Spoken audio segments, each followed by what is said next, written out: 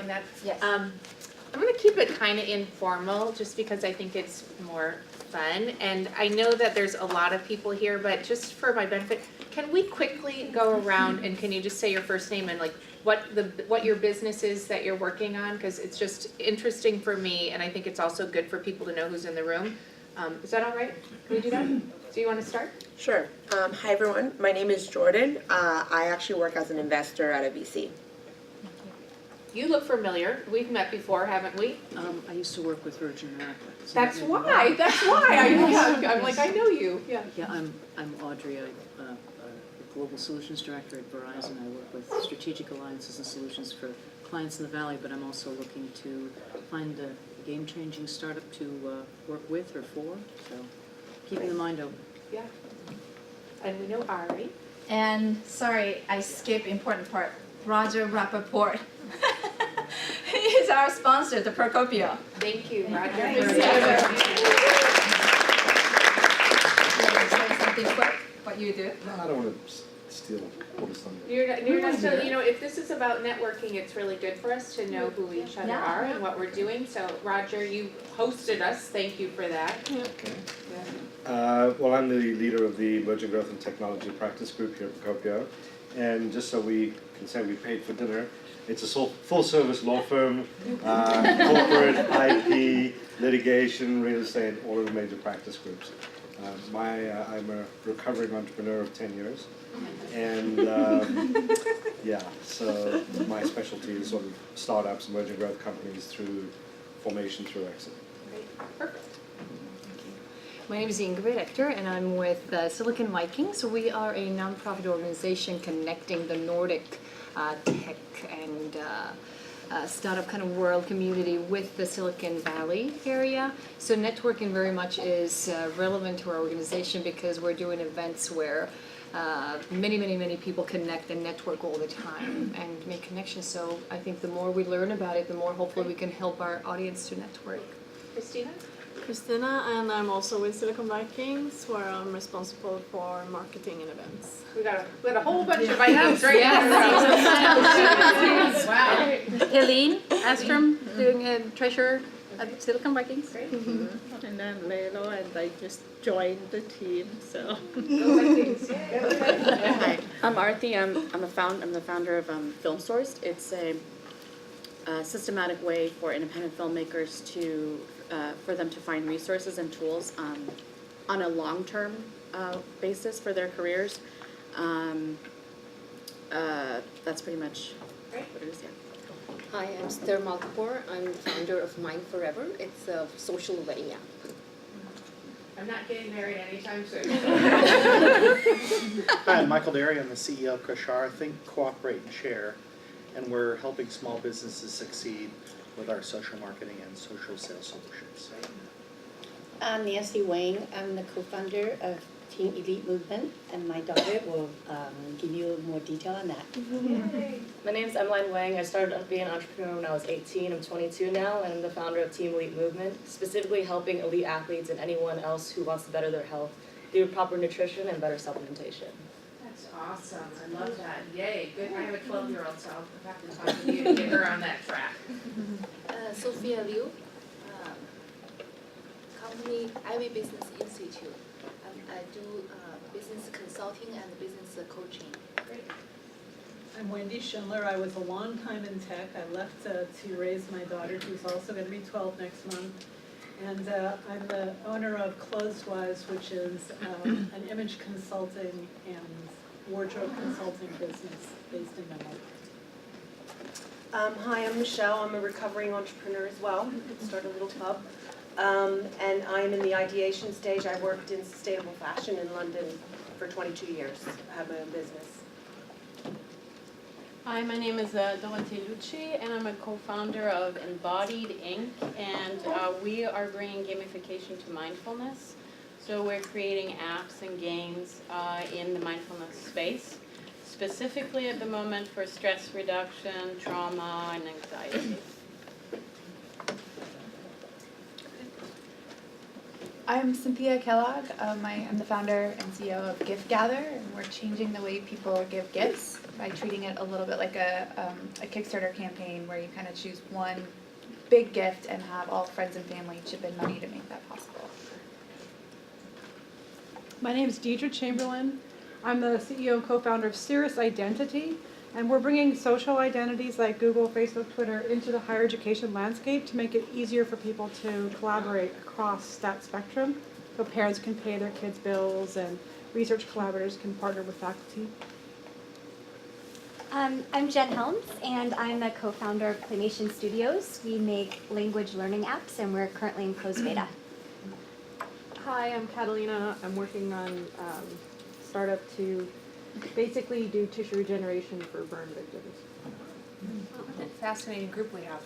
Hi, I'm Jillian Tober-Leslie. I am founder of Catch My Party. We are the largest party ideas and inspiration site on the web with user-generated content. I'm Elena, and I met you at Odesk. I was an executive there. I was the VP of operations there's a there. lot of, that was a fun day. I loved That was a fun day. Yeah, It was great. And I read your book, so it's lovely.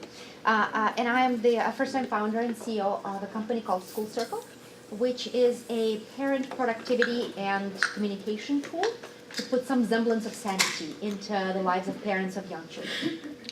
I might need that. Hi, I'm Karen Katz, and I'm founder of Playlist. We're a social music service built on sharing music playlist and your music identity.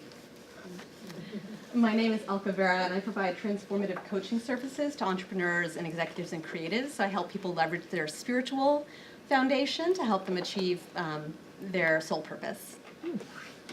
Hi, I'm Susie Fishman from Tilt Video, where we're helping people tell engaging stories. And we're starting with your professional profile. I'm Kristen Gallioni, serial entrepreneur. Recently just started a company called Dream Community. I work with companies of various sizes dream their ideal community before they actually build their business rather than an afterthought. Hi, I'm Lisa Edwards, formerly with Oracle, running their Women's Leadership Initiative globally, and most recently working with Ari here at Women's Startup Lab. Hi, I'm Rika Nakazawa. My full-time job is actually working in product innovation for a lot of startups. Company was co-founded by Eric Ries, so Lean Startup is very much part of our DNA. But also my full-time job is competing with many other people to be Ari's #1 fan. Since having met her last year, my area is sponsorships and partnerships and alliances. And that's one of the areas that I've been trying to support Ari since I met her in February of last year, and am actively trying to figure out how I can insert myself more fully into that clearing and making that possible. So I look forward to talking to you more. Thank you for that. For those of you that joined, we had two more people that came in. Did you guys help sponsor the food in the room too? Yeah, this is the money man. I had Diego. to jump through the hoops to get our management committee to come up to $75. That's good cost control. It's tough, but yeah. Thank you. She's visiting from San Diego, so. Perfect. Well, one of the reasons that I wanted to do that, first of all, because there's a lot of amazing people in this room, but a lot of times with networking or even events, you think, what am I going to get out of it? What am I going to get out of it? And I want you guys to shift your mindset and think about how can you help somebody else in the room. So you now know a little bit about other people's companies, and if I ask one thing of you tonight, it's just to give somebody a tip, somebody advice, try to figure out how to add value to someone else that you met here. And that's really the secret sauce to networking. So I'm done with my presentation now. So think about that. But what I want to talk about is really the book and why I wrote it. And again, we're going to keep this informal, but I'm actually an introvert by nature. I've known Elka for 10 or 15 years, so she may beg to differ on that. But I operate best at home when I'm like reading a book or writing, or I'm just like hanging out with my daughter. And I learned how to be more of an extrovert over time. And I learned the power of networking over the years, and it wasn't necessarily the easiest thing for me early in my career. I told Ari I'm from Minnesota, and if I'm Nordic in my background, very German and Scottish, but I was raised by a very lovely mom who basically had that Minnesota culture of do it yourself, don't ask for help, just do it all alone, get the job done. And so it was very hard for me to like accept feedback or to ask people for things, or even when I was younger, I remember I was dating this guy and his dad was like, I've got all these amazing business contacts for you. I'm gonna write them all down and you contact them all. And I didn't do it. I was like, how could I do that? How could I like take his contacts and like reach out? Because I felt like I needed to like prove it and be stoic. And one day I like realized, I was like, what is wrong with me? And this all like came later in life. I'm in my late 40s. I don't know how that happened, but it did. And I was sitting at my desk at Virgin America, which I'll tell you about that too. I'm sitting at my desk and I thought, wow, like life is so good. How did this happen? Like what happened? And it wasn't about money. It wasn't about like a title. I just had a lot of fulfillment, and I realized it was really relationship based, and that I had opened myself up to a lot more contacts. So the book is really about this. It's all of my lessons that I've like learned over the years. And the first one that I just want you guys to really think about is that our culture, like we think a lot about money. And I know you guys are deal guys over here. You're looking for the deals. We've got VCs. But I do think that we focus a lot on like what's the deal and what's the money. And that if you shift your thinking and you start thinking about the relationships, all that other stuff comes. The opportunities, the jobs, the Virgin America job, and I'll tell you that one just quickly, but at a certain point I found myself a single mom, unemployed during one of the economic recessions, and I thought, oh, I was stressed out. Like, how many of you have received pink slips? I know Karen told me about a company going bankrupt, so you've been there. It wasn't a pink slip, but that financial fear, you're like, oh my God.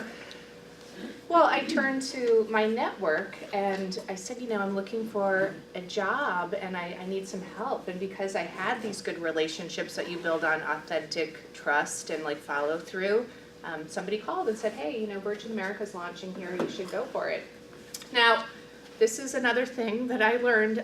I believe, and the men, you may relate to this, maybe you won't, maybe the women won't too, but I think that a lot of times we hold ourselves back, especially as women. We think, I'm not going to be able to get that job. Why would Richard Branson want me to be on his executive team? I've never been a client. I've never worked at an airline. I've never. And that we create our own barriers. And so I know I'm here talking about networking, but networking, my belief is that a lot of it is an inside game first, and really understanding, are there barriers that are holding you back? Now, the Virgin America one, I had so much financial fear at that moment that I didn't care that I was unqualified. I was like, I'm putting myself out there and I'm going for it. And lo and behold, I got it, right? I got the job. So these pivot points when you're launching a company, when you're looking for a co-founder, all of these things are these amazing opportunities for growth, but you need to look at yourself first, right? Can any of you guys relate to this, right? Where you don't go for something, or maybe you're stuck in a routine.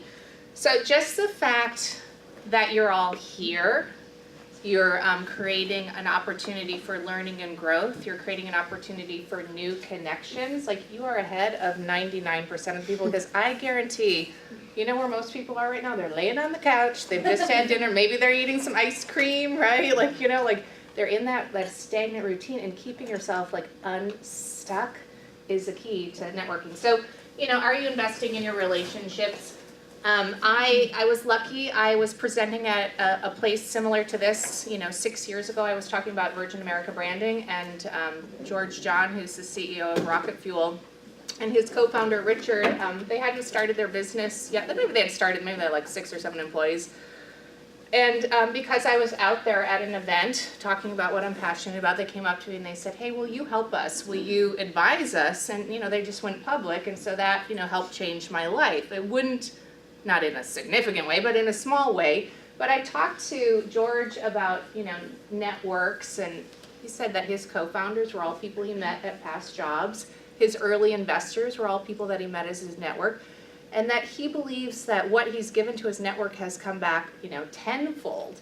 And so I don't want you to minimize in any means the power of a network, but what I want you to do is think about how important these relationships are, but you need to strategically be thinking about what you need to build. So for example, if you are you're working on something that's in health and fitness, Like, are you building your network around people with shared passions and values? And so my book, a lot of what I talk about is that there is, and again, guys, don't take it as negative, but like I do think that sometimes guys are like, at least some of the networking books, they're written by men, okay? So Keith Ferrazzi, great guy, I met him, he's super nice, but it's never eat alone, get out there, get out there, get out there, hand out your business card to every single person, get out there, meet everybody. Like, that's not my approach at all. I would rather have you strategically think about who are the people that I need to build in my network and create relationships around shared passions and values. And so it's almost like when you're writing your business plan, you create an objective, you figure out your strategies and your tactics,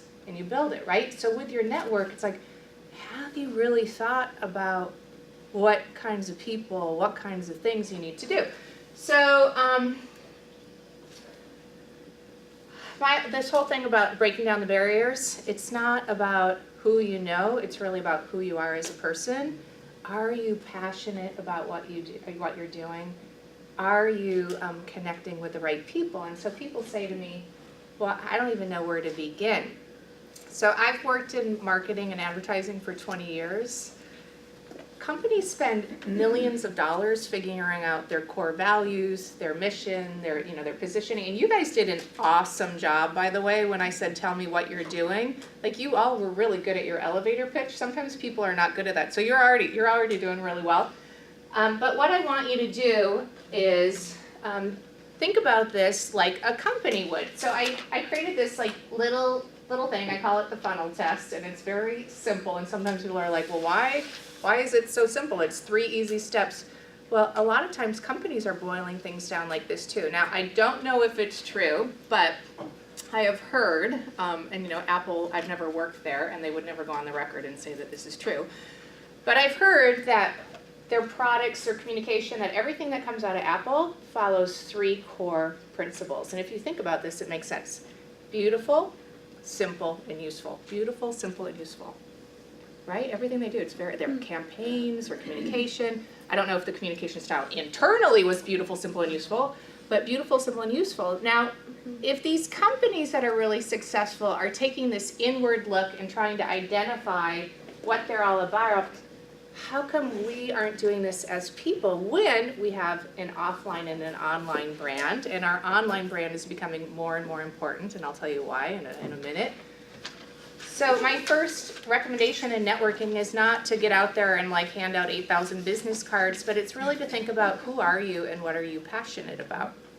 Now, I did bring some books, and I see some scattered about, and so if you got a book, I might have to call on you and ask you to do this. But for me, well, I'll give you an example. Here's one, Shira. Shira is a friend of mine that I met on Twitter. I seem to meet lots of friends on Twitter.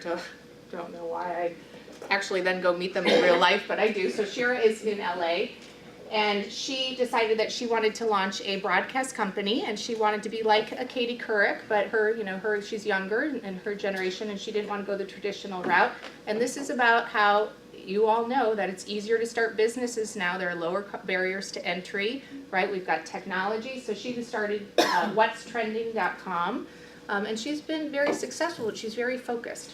Her 3 passions are people, storytelling, and technology. So she builds her network around that, and she wants to be very creative. That's her tone of voice. Tone of voice is important, and I'll talk about that.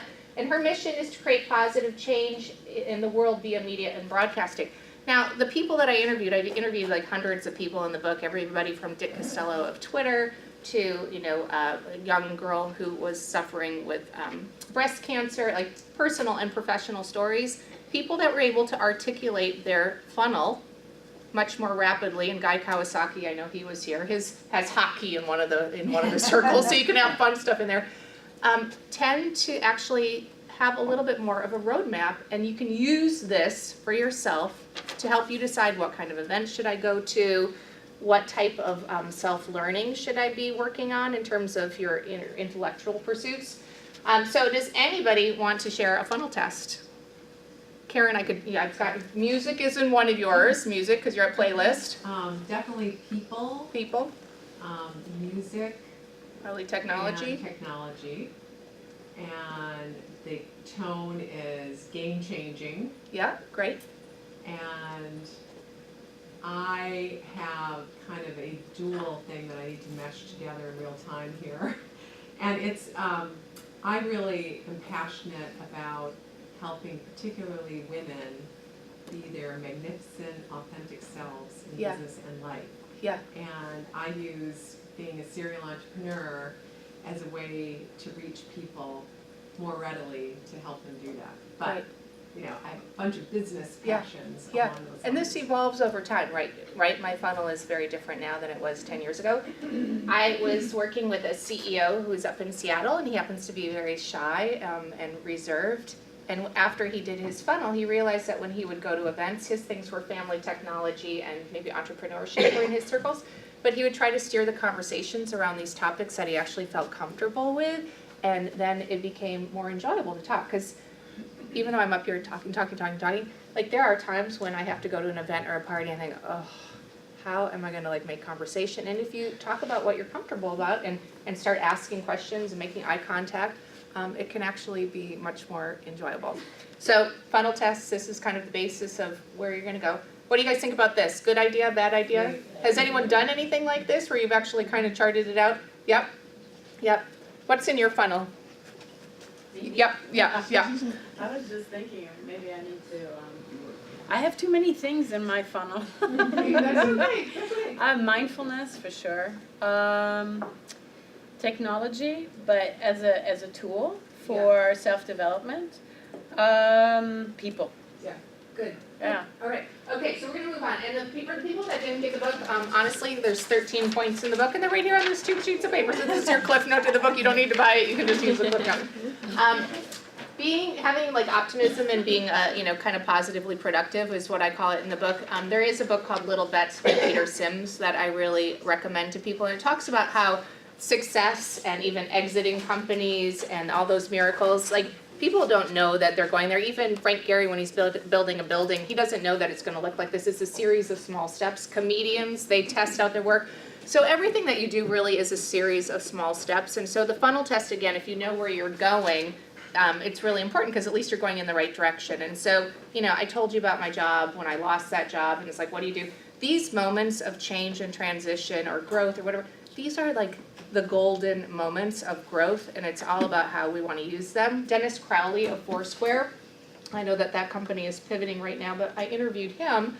Oddly, Dennis worked as an intern at Christian Baum & Bond, an agency that I worked at when I was, in my I guess it was late 20s because I'm older than him. But, I was much higher up the ranks than him when he was an intern. And then I see him later on, and he's a CEO, and I'm still here, right? So it's also really important to recognize that job paths are not going up a corporate ladder in a traditional way anymore. So you have to be respectful to people of all ages, all backgrounds, because he was an intern, and now he's like a CEO. And I was like, can I interview you for my book? And he's like, oh yeah, I remember you. And I was like, yeah, you were the intern, and I was the account executive. But when I interviewed him, I was like, well, tell me about how you got to Foursquare. And he's like, oh, I kept getting fired from all of these jobs, and this was my hobby. And then he ended up, building this, it was originally called Dodgeball before it was Foursquare, but he built it because it was a better way to connect with his friends in New York. And so, he sees being fired as one of the best things that happened to him. And so, if you are, Ari and I talked about this, entrepreneurship and starting things can be a very lonely and trying time in terms of having to raise money and figure out how to do things. Like, do the best you can to embrace it and keep trying to stay positive. Like, surround yourself with people that support you, and recognize that it takes a while. And all those people that are, making the big bucks, like, it didn't happen overnight unless it was Instagram or Snapchat. But everybody else, is working really hard. We talked a lot about giving back. Again, this is like a big part of what I believe in. And so, I'm here tonight.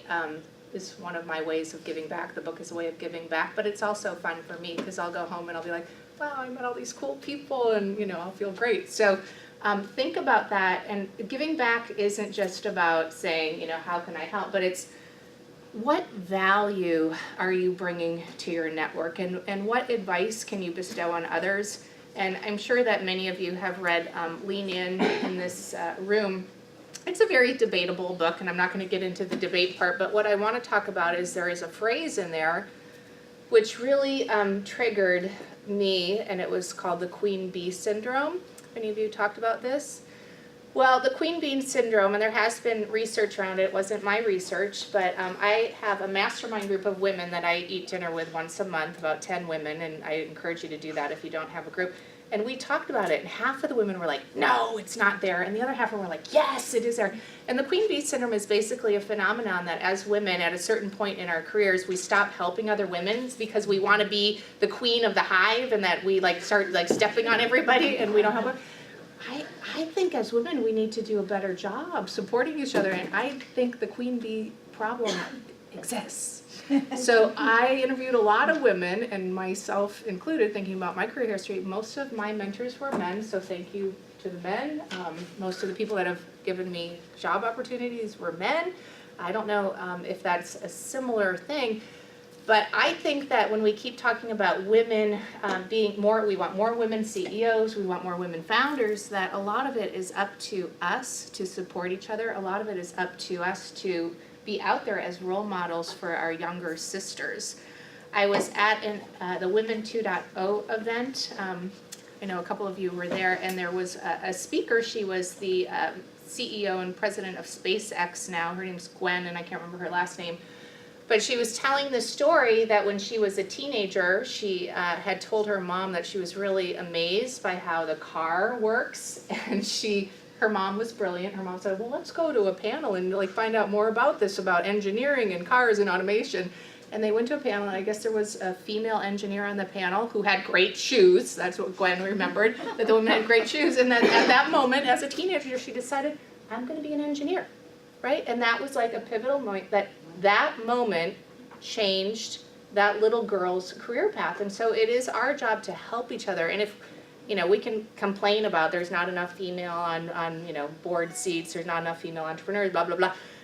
But like, it's better to be solution oriented and be problem solvers and to figure out like, what am I going to do that's different and better? And that's part of networking. It's part of like creating change. So giving back's really important. Why is all this stuff really important? Well, because the world is actually getting smaller. We have more population growth, but because of technology, that 6 degrees of Kevin Bacon, we're down to 3 now. Three. That's why when I walked in, like, at least half of you were like, I know you, or I met you at the, I'm like, oh my God, like the world is really, really small. And the more that you have in common with people, the closer the degree of separation. And so your reputation, your actions, everything is rippling through the internet like at a faster rate than it ever was before.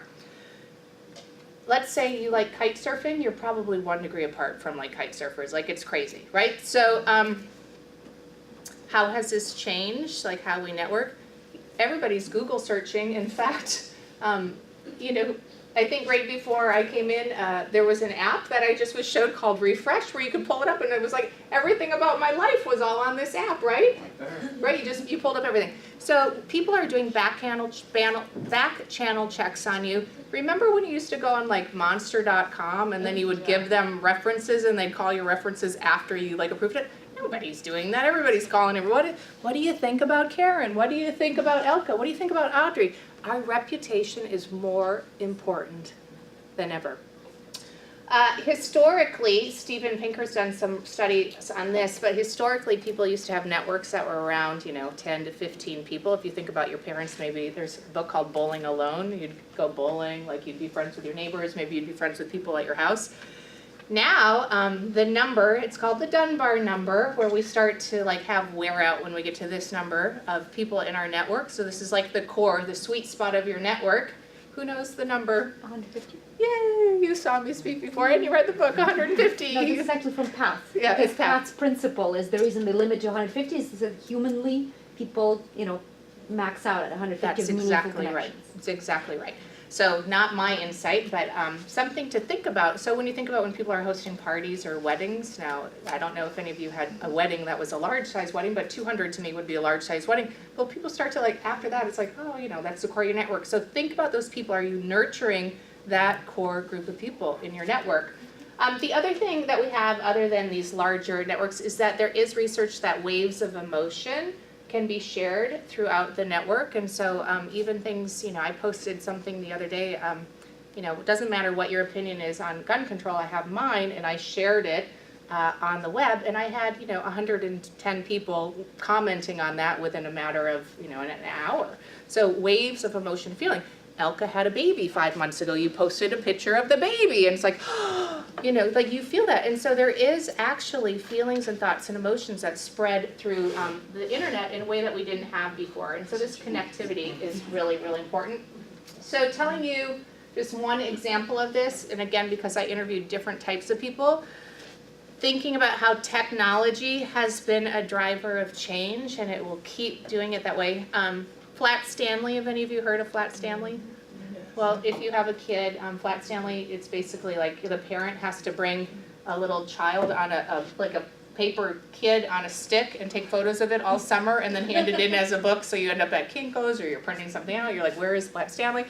Then the kid says, this is what I did over the holidays.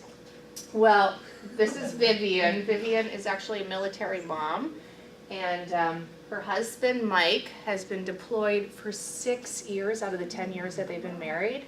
And I interviewed her and I said, well, oh my gosh, like how are you like keeping things together? And she's got 2 kids. This is one of her little boys over here. And this is Mike on a stick. She said, well, I made a Flat Stanley of Mike. I said, you're a genius, right? She's gamified this whole thing that he's away. And it's because of the iPhone or whatever camera, whatever she's using. Because our phone, 97% of people carry a phone within 3 feet of all times. We start to have anxiety and withdrawal when it's farther than 3 to 5 feet, right? Oh my God, where's my phone? But she has learned, there's an organization called Blue Star Families that teaches military families how to use social media appropriately. But she's learned that if the kids can carry this little stick around and bring their dad everywhere, that they feel a greater sense of connection to him, and then they send him the photos. Here they meet Michelle Obama at the White House. That's just like cooking pasta. So it doesn't really matter what it is. But the point is that technology has changed everything. And so I want you to think about, are you using all of the tools you can to stay in contact with your network?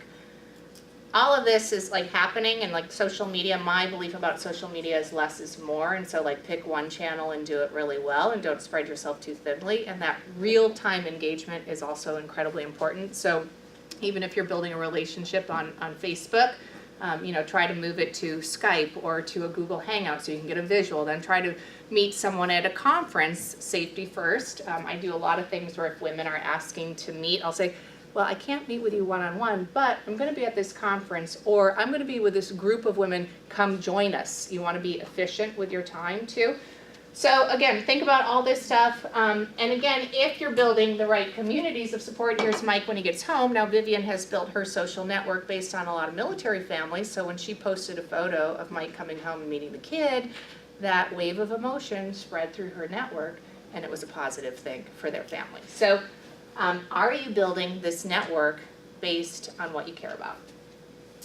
And I am kind of like skipping through things because I don't want to be too long-winded, but Robert Redford said problems become opportunities when the right people come together. That goes back to my Minnesota thing at the beginning about doing it alone or having the right people. When I left Virgin America, a lot of people would be like, oh my God, you did such an amazing job. And I'm like, well, I did a good job hiring, that's for sure, because I had an amazing team. And your businesses are only going to be as strong as your team. So think about that, and also think about these relationships. Are you supporting them, and are you doing it with integrity? I really believe that management style and integrity, and not like trash talking and that gossiping and the negative and the backstabbing, all that stuff like comes back to you so fast. We've had lots of recent examples in the press. We had, I don't know if any of you have like invested in any of these things, so if you have, my apologies, but the CEO of Nextdoor left the scene of an accident. A PayPal executive was tweeting while maybe inebriated, I don't know. All of these things can come back to you very, very quickly, or how you're treating somebody. I was working on a project with a client where they had used the word vendor, and I was like, why not use the word partner in this instead of vendor? Because even the nomenclature that you're using to build these relationships makes a difference, right? I want a partner, I don't want a vendor, right? So think about all those little things make a huge detail. Who has received a handwritten note in the mail in the last month? Anybody? How did you feel when you got that handwritten note? Well, it was really normal. It was normal? Yeah, because I mean, I'm ancient, I guess, in some ways because I do everything all the old way. The old way? You're Yeah, old-fashioned? I really am. Well, then you are a rare gem in this like technology-driven world. So I love that. But I guess the point is that like, so, you know, sometimes I'll get something in the mail and be like, oh my God, I can't believe that person just thought of me. Those little things are huge. So think about that. You know, power pockets, again, some of these concepts may seem obvious, but like when you're stuck in your network, and a lot of this again is about, you know, if you're stuck, if you want to build the network, it's like, well, what can I do to accelerate things? There are tons of co-working spaces now. Now, we didn't have co-working spaces even 5 years ago the way we do now, or events like this. You know, even coffee shops, I work virtually 100% of the time, and so you can often find me at a coffee shop where I'm stacking up meetings, and like the baristas are like, why have you been here for 6 hours? I'm like, this is the way I work, right? But like you can do that, and you can like meet people, and you can do it in an efficient way. So think about, are you putting yourself in environments like this that can accelerate your network and your connecting? I'm a huge believer in events, even if there are financial barriers to going to them. A lot of times you can volunteer, you can find different ways to view them online. TEDx, you know, if you're not invited to 10 and spending $10,000 to go to TED, you can watch the videos and be just as inspired online. So figure out ways to benefit from this. Work Liquid, it's just a SpaceX in New York, but these things are amazing ways to meet people. Hub players, these are like the Uber connectors. I do have one story about a woman that I share in the book. Her name is Zem Joquin, and she is what I would call like the queen of the Uber connectors. Does anyone know Zem here? She's very involved in the green space. Well, when I was at Virgin, she came in to pitch me, and she wanted to put green content on the plane. And I always was like, well, tell me why X, Y, and Z, and, you know, very like, oh, I want this, I want that. And she left, and I guess that she said to her business partner, she's like, wow, Porter was really mean. She didn't like me at all. Like, you know, what was her out? All those questions. And I was thinking to myself, wow, she seems like so connected. She knows all these people. Like, she would never like me. Like, that was a weird meeting. So we both had these like really negative first impressions. Well, lo and behold, we ended up sitting next to each other at a benefit for Wild Care, which like takes care of rescued animals. And I was like, I know you. She's like, yeah, I pitched you like a year ago and you were really mean to me. So, okay, so the lesson here is that these first impressions are sometimes wrong, right? And so then we started talking, and I was like, oh, well, you know, you like hiking, and we have kids the same age. Well, she ended up becoming one of my best friends, and you know, her network and her inviting me to all these events changed my life, like changed my opportunities, changed my social life. So the whole first impression thing, you actually need to give people about 3 times to make a good solid first impression, and the fact that you could like make a decision instantly, it's not necessarily true. There is a book called Leadership of the Sexes that I recommend, and it does say that women are better at reading body language and kind of the emotional cues than men are. So men, bring a female with you if you're negotiating a deal. You might get a different read on things. So, you know, think about that stuff. It's also important when you're meeting people to have a talk listen ratio that's appropriate. Dick Costello, when I interviewed him, I said, what do you think is the most important thing in terms of networking and managing your team and building Twitter? And his answer was surprising to me. He said, I know how to listen. And I was like, wow. And I said, well, how did you learn that? And he said, he used to do improv in Chicago for Second City, a comedy troupe, and that he learned improv and reading the room, and that when you're in improv, now I haven't done it, but that if you're not really present, you're gonna like miss it, right? And so he said that has been this amazing skill for him. So again, this may not seem like networking, like, oh, do this, and this, but these are the principles that you need to be thinking about. Am I the best that I can be? Am I being thoughtful? Am I being respectful? Am I using my online and my offline tools and connecting with the right people? So, you know, the next thing that I just want to talk about, the book is in 3 sections. The first section was all about kind of identifying what you're trying to do and who you are. The second section is about building a team. And then the third section is about like implementation and creativity. And this is all about value creation. And the little phrase that I use is, are you a producer or are you a consumer? And this, obviously, in our society, we have both things going on. But what I mean by this is you don't want to constantly be taking, and that you want to be producing ideas and you want to be producing things. And I mentioned Rocket Fuel, their office is only 10 minutes from here, so I spent the day with them today because I knew I was gonna be down here, and I was interviewing some of their engineers, and I was so surprised that, I kept saying to people like, why do you like your jobs? And they were all, they love solving problems, right? They were inspired and impassioned by problem solving, and I was like, wow, that's the value that they're bringing to the table, that they love like solving problems. I was like, oh, not me, I'm inspired because I get to go hiking, and I'm inspired by nature, and like we all have different things that motivate us. But think about like, what are you bringing to the table, and what are your businesses solving, right? Are you solving something that's unique that is gonna fill this customer need?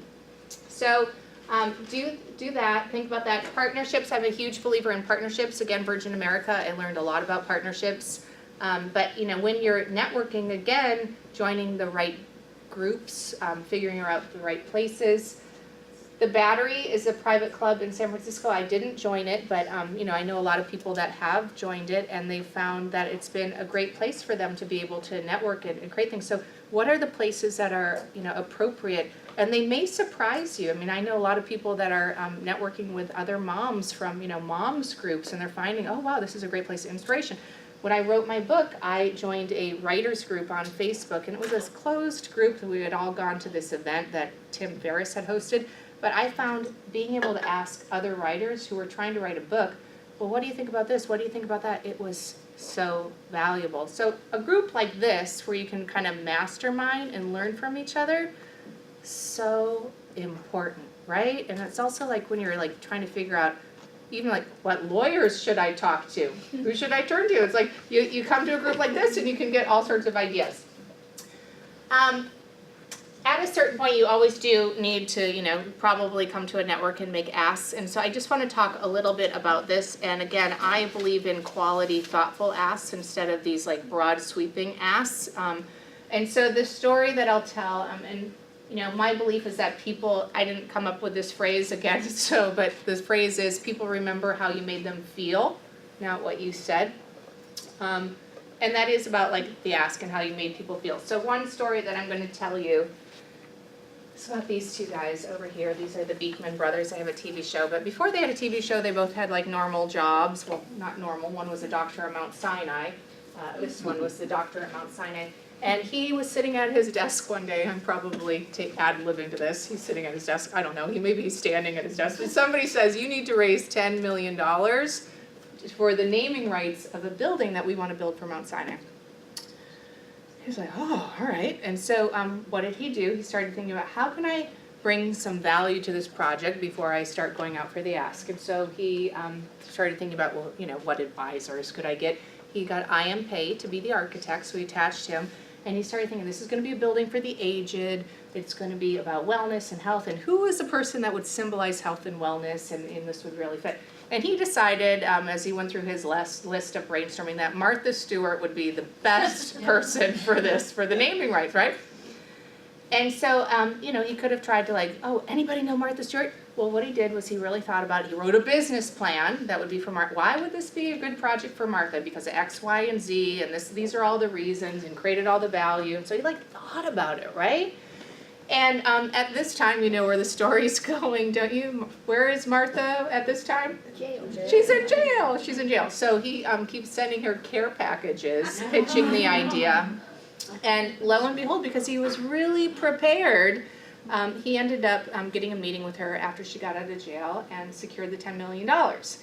So, making those asks, a lot of it is the preparation. And, again, there are more phrases about preparation, but putting yourself out there too and having the preparation. So there is a story, I don't have the slide for it, but at one point I was sitting at my desk at Virgin America, and I had received a video from some kids that were at an elementary school outside of LA. It's called the Environmental Charter High School.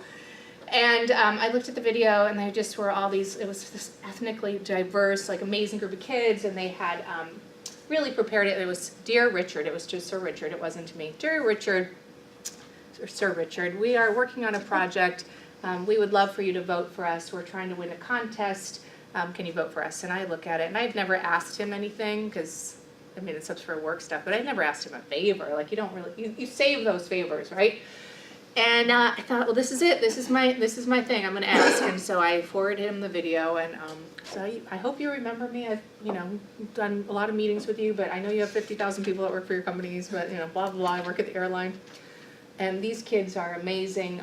Could you tweet for them or like put something on Ustream? That was back still when Ustream was like big, and 24 hours later, I'm sitting at my chair and the phone rings. Now these kids are from like a lower income area outside of LA. Probably a lot of them had parents that have never even like graduated from high school.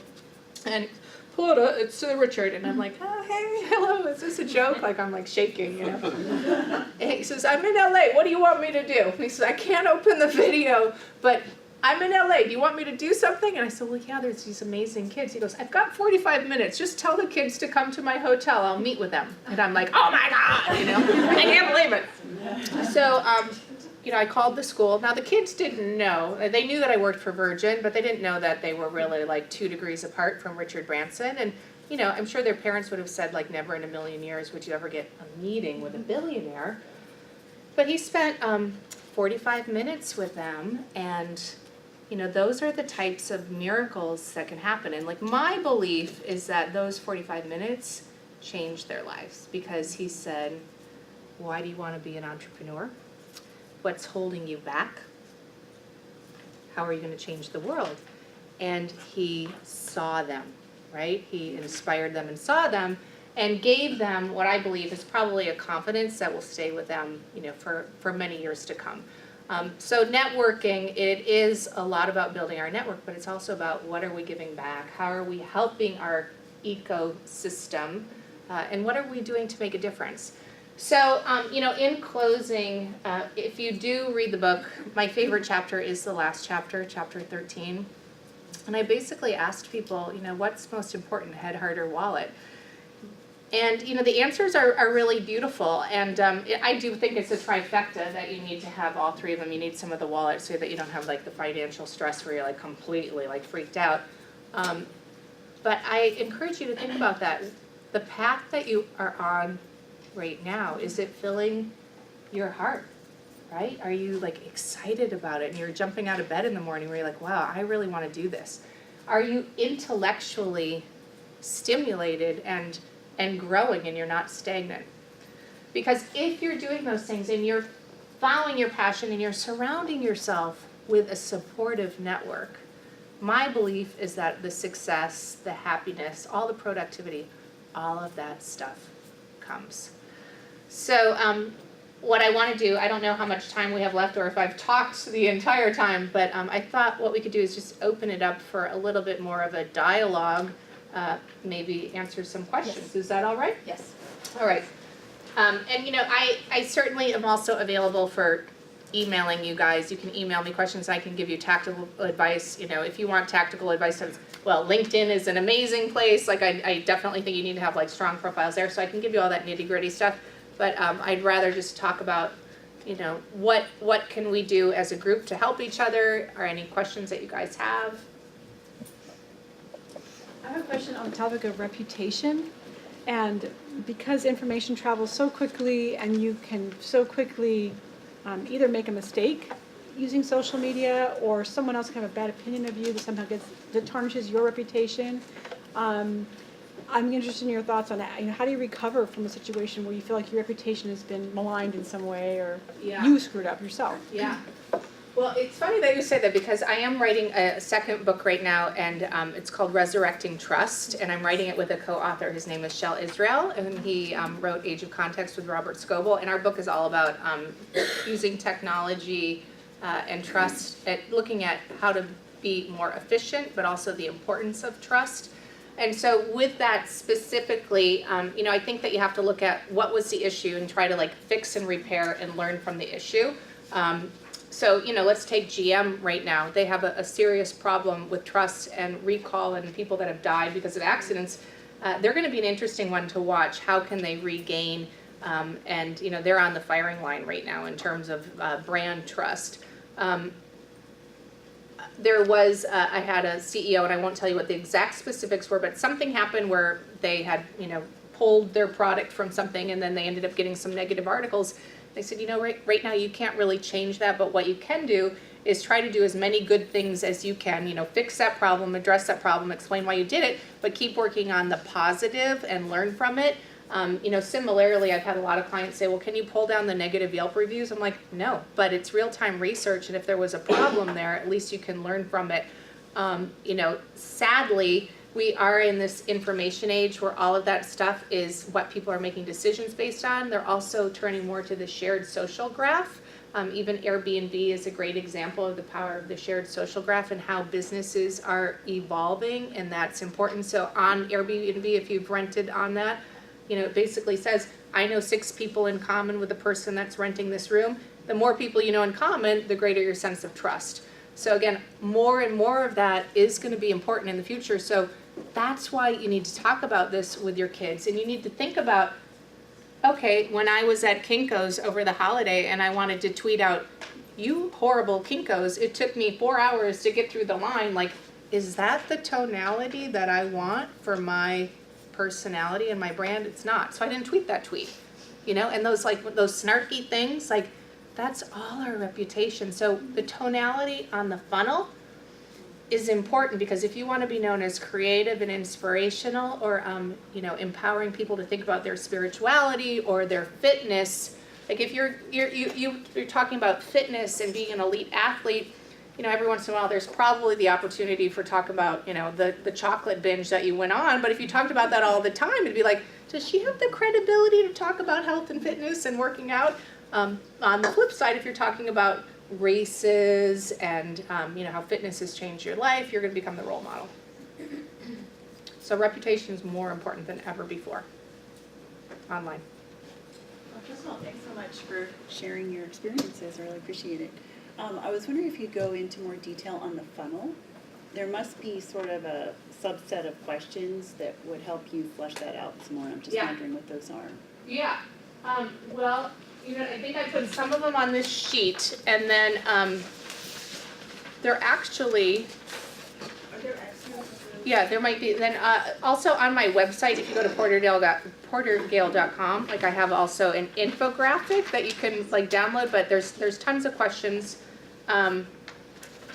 Even with the tonalities, I give you tons of sample things, but some of the questions could be anything from, if you were a superhero, what would it be? What brings you joy? What brings you delight? So the book, the way I wrote it, it's like 80% stories and 20% exercises. And so the exercises are designed to let you think about those things. So the funnel's in chapter 2, I think.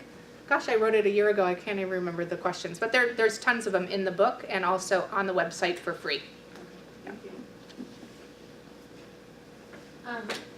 Just to comment on, bring back what you referred in improvisational, in improv and things that you learn in improv.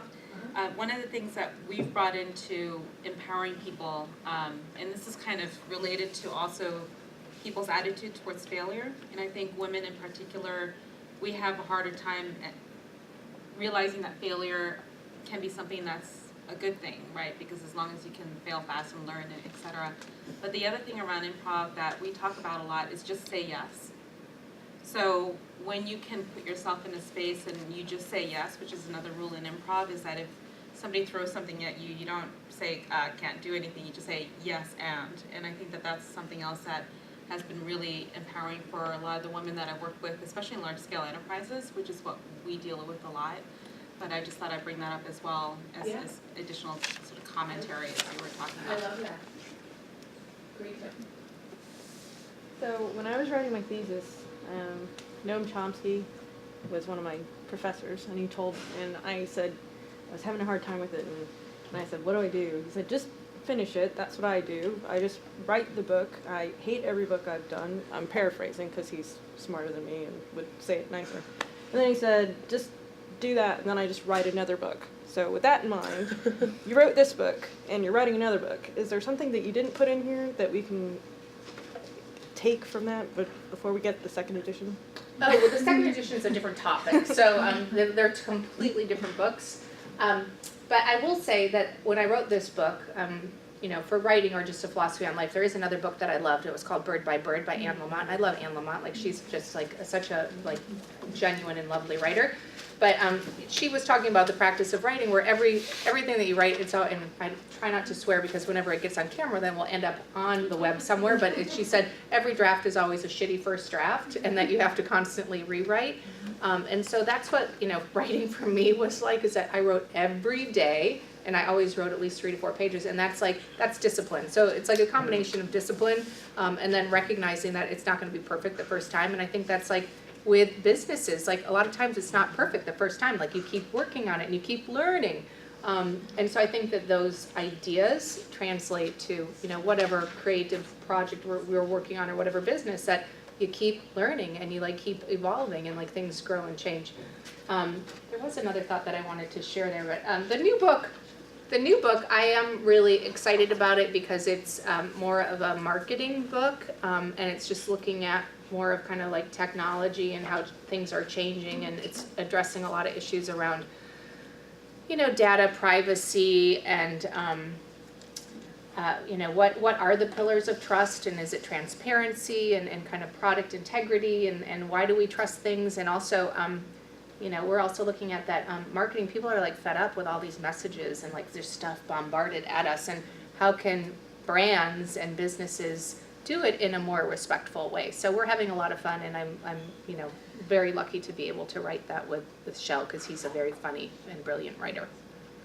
So if you have stories that you think are appropriate for that, please email me, because we're on chapter 1. So yeah, we got a long way to go. And we just posted on Forbes the table of contents. So look at the table of contents on Forbes. I'm curious what you suggest with a smaller group like this. Is what fantastic opportunity for all of us to say something really quick. With the bigger groups of 70 people or so forth, I think it's still really valuable to create something like it, but it's not feasible, obviously, to do it with 70 people. What do you do to help them network better? Yeah, again, I think that less is more, and so even when I'm going to a big conference, I will try to get the list, or I'll try to look at who are the speakers, and maybe there's 3 or 4 people that I really want to try to meet. But I would rather have deeper conversations and connections with a smaller handful of people than these superficial ones across a lot. And so, example, I'm going to a conference in Whistler in August. I will look at that list and I'll figure out, are there a couple of people that I really want to connect with and meet? Again, the adding value part, Matt Van Horn, who was at Path, who's now starting a business, I interviewed him, and he told me that at one point he wanted to meet Keith Ferrazzi, the networking guy, guru, and he was going to be at an event, and he somehow got his email. Instead of saying, hey, can I meet you, he wrote him a very thoughtful email, again, prepared, thoughtful, how can he bring value to it, and he said, hi Keith, my name is Matt Van Horn, I'm going to be at the same event that you're going to be at. I recognize that I know 6 or 7 people that are there. I would love to invite them all for cocktails to introduce them to you. Here's who they are. Would that be of value? And Keith was like, yeah, that would be great. That would be lovely. So here he brought value to him by introducing him to some people he knew, and then he got to meet him. They started a relationship. So again, what value are you bringing, and how can you kind of turn it around? May I re-ask the question? Because I think where I was trying to point is, I guess, in your shoes. If you're not facing 20 people, but you're facing 70 people, how do you help them How do I help 70 people Yeah. network? Yeah. And so helping 70, so if I was talking to 70 people instead of 20? Right. Well, I probably would talk about some of the same ideas. Yeah, I don't know if I understand the question. So I guess it's here we had a chance to say, my name is this, Yeah. and therefore we just all got connected. Right. You Okay. cannot do that with 70 people. Oh, okay. What other tool could we Okay. use to encourage a Yeah. bigger crowd to network? Well, a lot of times when I'm speaking, I will actually ask for the list of attendees beforehand, and so then for fun, because it's also entertaining for me, I weave in their companies into this story.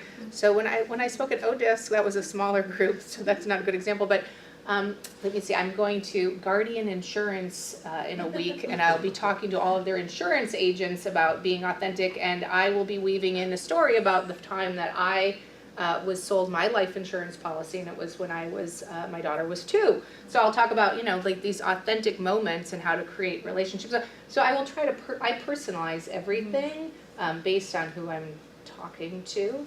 And that's, again, the storytelling. And I believe that being real and authentic is a more powerful way to go, unless you're, you know, a CEO that is trying to raise money and it's all about investors wanting just to know the dollars. So, you know, I guess tailoring it to your audience as best as you can.